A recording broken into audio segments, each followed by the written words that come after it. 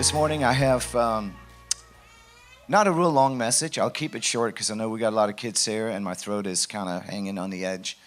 But I want to share a message that is entitled, Moms Are Amazing. Moms are just amazing. How many would agree? Amen. All right, we can go home now. I do have some notes that you can hand out if somebody can help me in the back. And it's just one sheet. It's just one sheet per person. I just like to put stuff on paper because it just helps me, but I also think it helps people. Because a lot of times you can't really pay attention during service, right? There's a lot of things happening around you, you know? And so that way you can take it home with you and you can look at it later when you have time to think about it. But I want to talk about moms are amazing, and please don't feel slighted if you're not a mom, because I believe these are really qualities that come from God that we can all benefit from. And it says, the first part of it says today is Mother's Day, and we need to celebrate, right? We need to celebrate moms. And we need to celebrate because moms are really special. Having had the opportunity to have 4 children together with my wife, Pam. To me, Pam is the most amazing mom there is of all. I have had the opportunity to watch, wait a minute, hold it. Just how amazing a mom can be. And now with us having 7 grandchildren, oh my gosh, where did they all come from? All of our boys, all 3 boys, all have children. Evan and what's his name? Jared. Hey, when you have a lot of kids, you know what? You lose track of the names of the kids. You ever call them the wrong names, you know? Hey, you, or something. You know, that's usually what ends up happening. Jared and Karina are having a baby in June. June 25th is when they're due. They're having Olivia. And that's their second child. They already have Evelyn up there, and we miss Evelyn, and she's just growing up. She looks like a, 6-year-old. How old is she, 4? And anyway, I just love kids. And I love the grandkids. And they're just the cutest thing.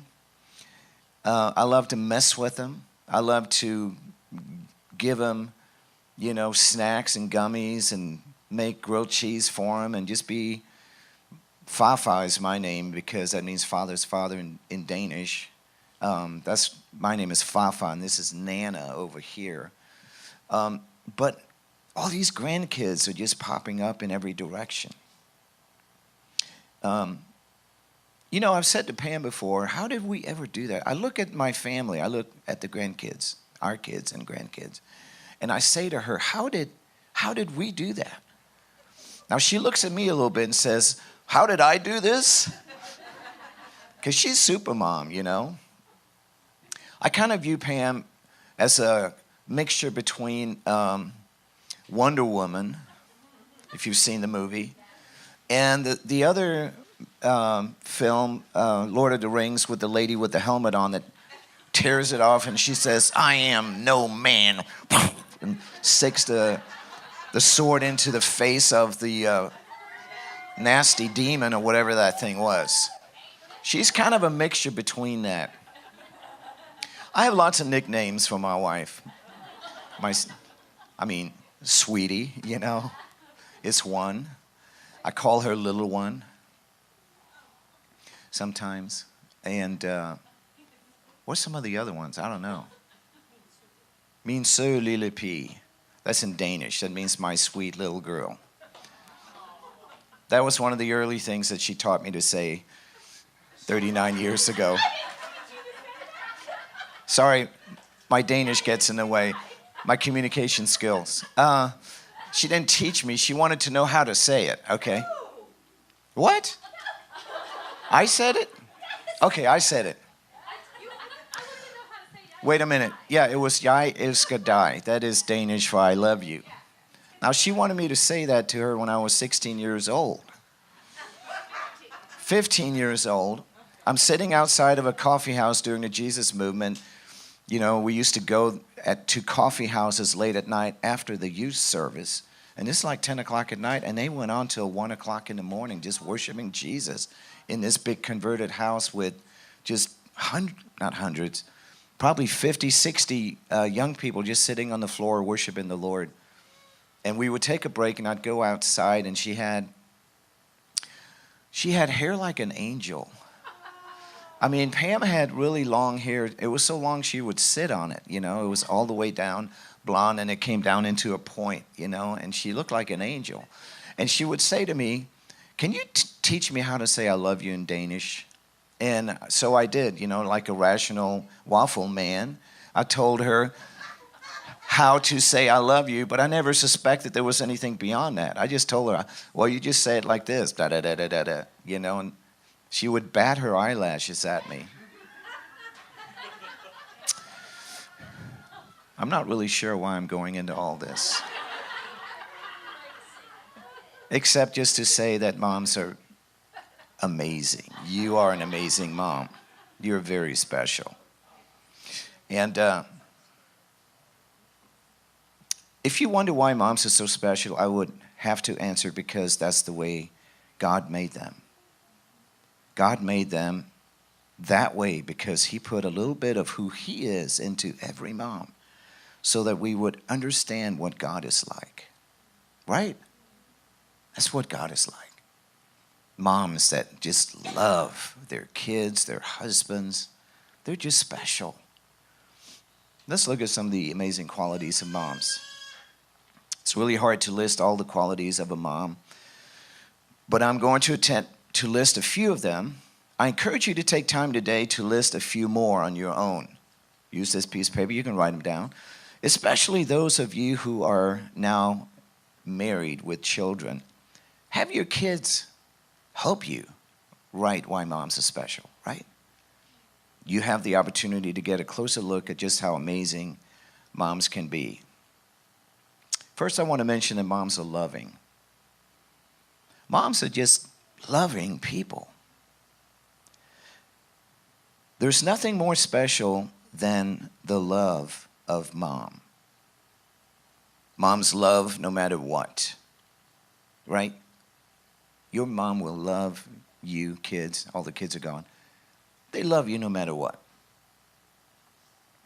My mom passed away 2 months ago, so I don't actually have a mom anymore except in my memory, in my thoughts. She lived a long, good life. She was 90 years old and Swedish and would use the wrong terminology when she was talking to Pam sometimes, like calling on the phone and trying to say, are you taking it easy? But she says, are you lazy? And Pam would call me and say, I don't get this. Your mom just called me lazy. And I'd say, no, that's not what she meant at all. She meant, are you taking it easy? My mom was that way, you know. And my mom was very loving. Pam used to remind my mom about my BC life. I mean, you know what a BC life is, before Christ. You know, she used to remind my mom about certain things that I did because I told Pam about them later in life, you know. Well, you know, I'm not proud of it. I did this, I did that. And she would tell my mom that. But my mom would always reply to Pam and say, oh, no, not my son. She'd go, oh, no. I mean, she knew. She actually knew probably that that's probably what I did. But not her fourth child, her, you know, what do you call it? Baby boy. No, I could never do anything wrong, ever. Even if I did something wrong, no, he could never do anything wrong. Because my mom was just loving in that way. She was a little stoic because she was Scandinavian. European people are kind of that way. We never used the word love in my house when I was younger because we'd say it maybe every 10 years or something like that, right? And then I end up getting married to this Texan, and she's saying it all day long to me. I love you. I'd say, shh, don't say it so much, because that's the way I was brought up. I was just kind of brought up, you say it at your wedding, maybe for an anniversary or something, You shouldn't misuse or overuse words like love, And what happened was, Pam, was God used her to really bring my family up to speed on a lot of things, including that. And so later in life, later in our marriage, our family learned how to say, I love you, every time you leave the house. You never know what could happen on the road. I love you, when you're traveling. That's the way moms are. Moms are loving people. Jeremiah 31:3 says, I have loved you with an everlasting love. That's the way God is. God loves people. No matter how far you run from him or how far you go from him, he loves us. He loves you. Number 2 is moms are giving. Moms will give away everything. How many know that's true? They just give away everything. Have you ever noticed the piles of gifts around Christmas time that all the kids have, while moms just have a few little things?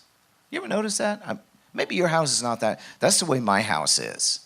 There's just piles and piles and piles of stuff, because mom's going to make sure that all the kids and all the grandkids have piles of stuff. And then we look over at her pile, and there's just 1 or 2 little things. What did you get?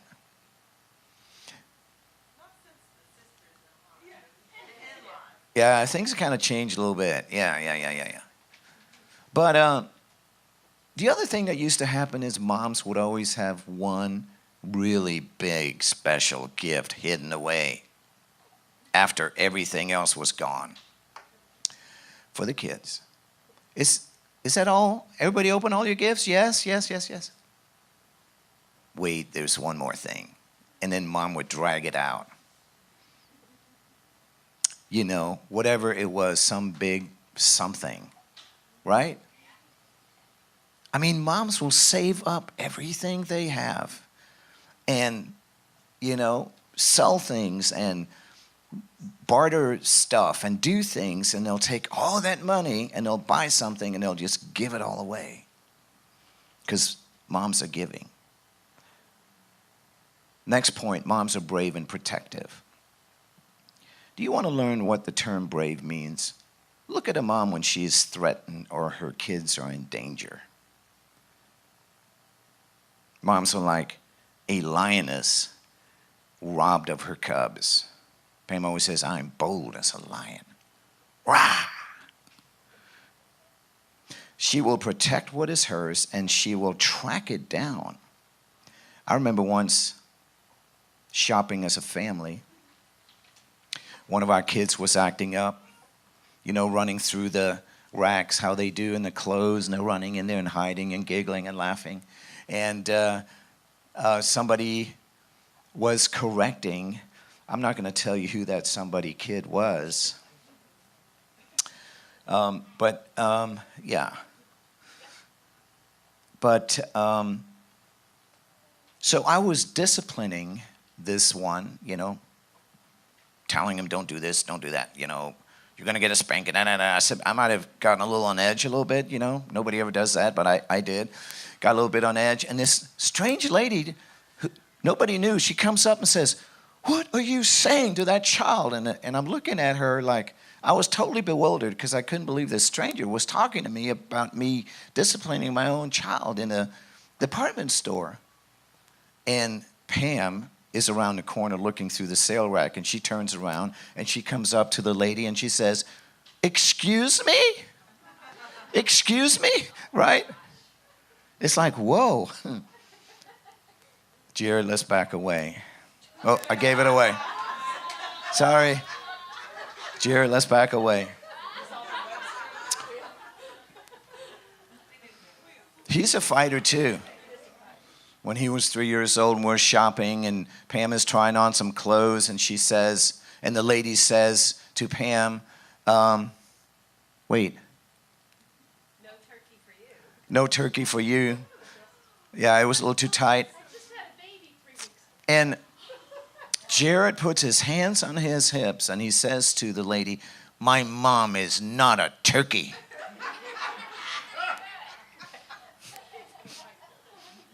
So cute. The cutest things that kids say, right? They're going to protect their mom. Moms are brave. Moms are protective.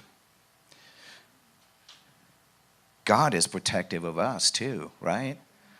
He says, I am with you and I will watch over you wherever you go. We're talking about these qualities that God puts in moms, qualities of who he is. And then next point, moms are unselfish and sacrificing. Being a mom cures you of selfishness. How many know that is true?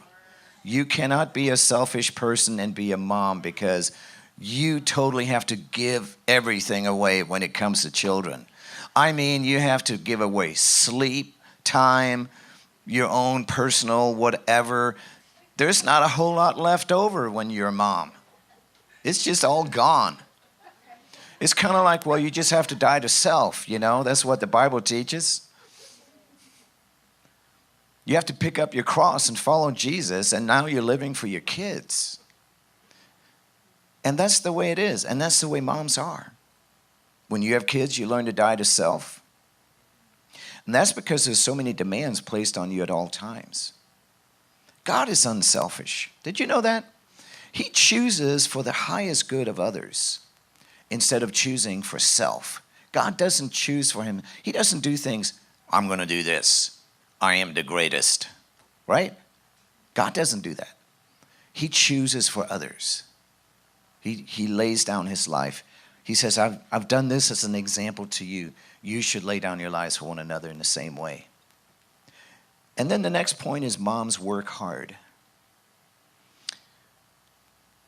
A mom's work is never done. All the moms said amen. A mom's work is never done. There's always laundry to be done. There's always clothes laying around the house. There's always dishes to be done. We're not saying that moms only do those things, because dads, you need to pick up too, you know. You can do the laundry. You can do the dishes. You can cook dinner and clean toilets.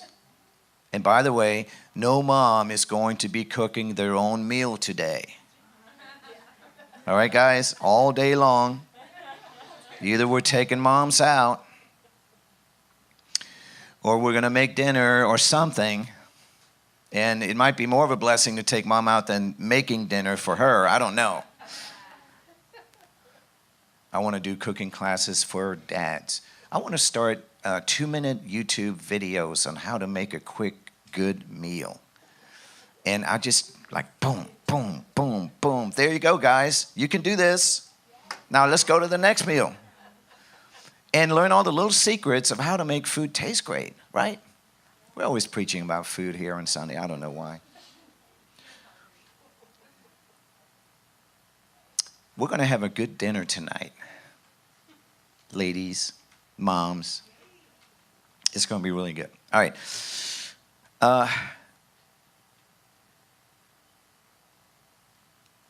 There's always meals to be prepared, houses to clean, places to drop kids off, doctor visits, shopping to be done, work to be done. Man, I went to the mall the other day and I said, you know, Eric is so smart. He is so smart. I should learn from him because he just goes to Amazon, you know.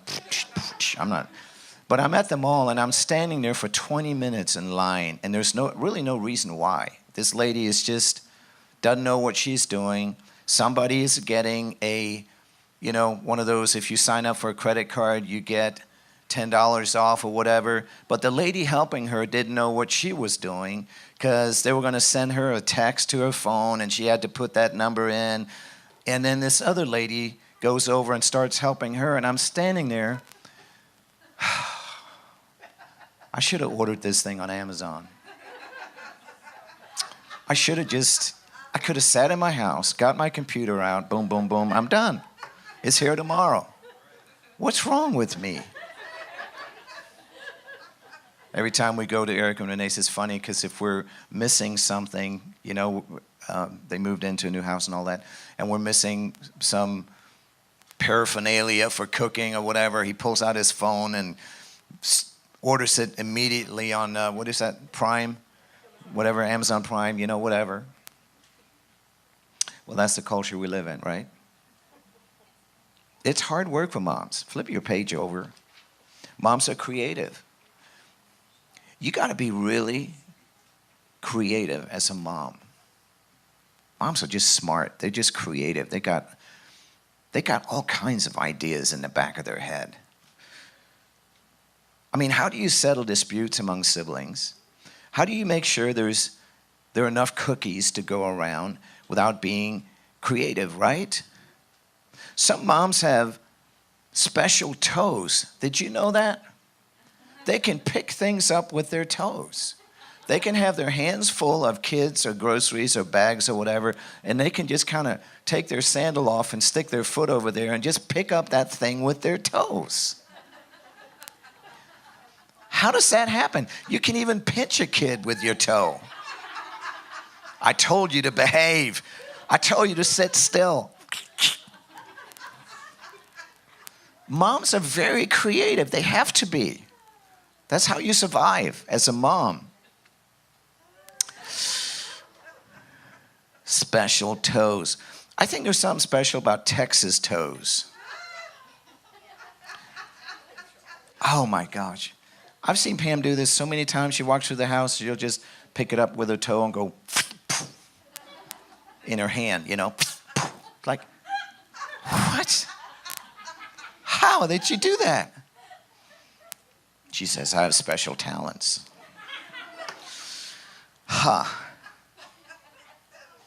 It is just crazy. Next point, moms are smart. How many of you know moms are smart? All the kids aren't here. There's a few. Your mom's really smart. How many know that moms have eyes in the back of their heads? They know everything. You can never get away with anything. I've heard of kids actually looking for the eyeballs in the back of the heads of moms. Like, because moms tell them, I have eyes in the back of my head. I know what you're doing. I see everything. It's just an amazing thing. Moms just know things. They just have this intuitive thing going on that God gives them, and they just know stuff because they're smart.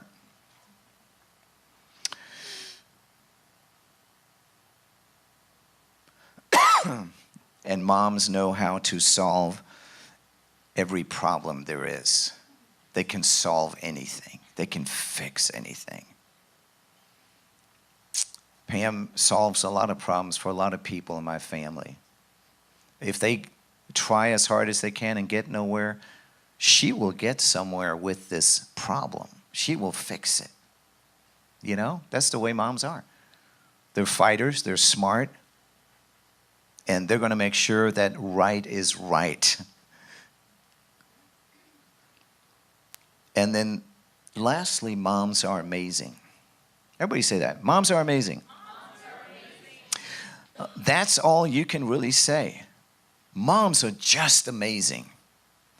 Proverbs 31 speaks about the virtuous wife. And it's an amazing chapter that lets us see some of the qualities of an amazing wife and mothers that are meant to inspire you. Okay? Don't let Proverbs 31 intimidate you, ladies, moms. Don't let it say to you, oh, if you're not that, then you're not really a mom. You know what? That's not what it's meant to be at all. And it says, let's read it. I'm going to read it out loud. It says, who can find a virtuous wife? Her worth is far above rubies. The heart of her husband safely trusts her, so he will have no lack of gain. She does him good and not evil all the days of her life. She seeks wool and flax and willingly works with her hands. She is like the merchant ships. She brings her food from afar.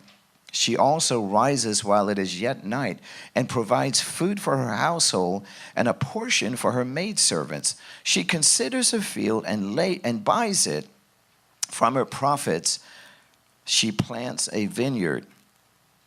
She girds herself with strength and strengthens her arms. She perceives that her merchandise is good and her lamp does not go out by night. She stretches out her hands to the staff, and her hands hold the spindle. She extends her hand to the poor. Yes, she reaches out her hands to the needy. She is not afraid of snow for her household, for all her household is clothed with scarlet. She makes tapestry for herself. Her clothing is fine linen and purple. It is purple in my house, for sure.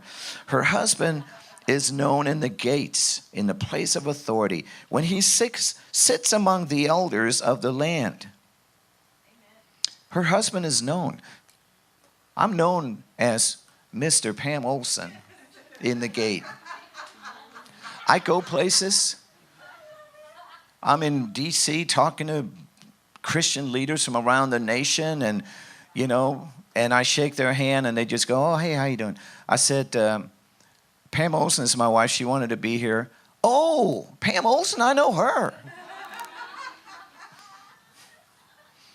Yeah, that happened before the last election. I had one leader, I said, "Well, she wasn't able to be here." And he says to me, "Well, that's not right." Yeah, anyway, I'm trying to forget that trip.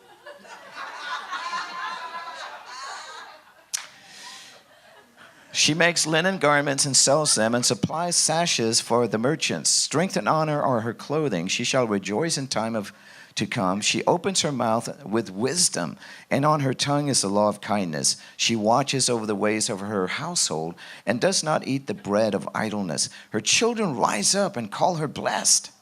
Her husband also, and he praises her.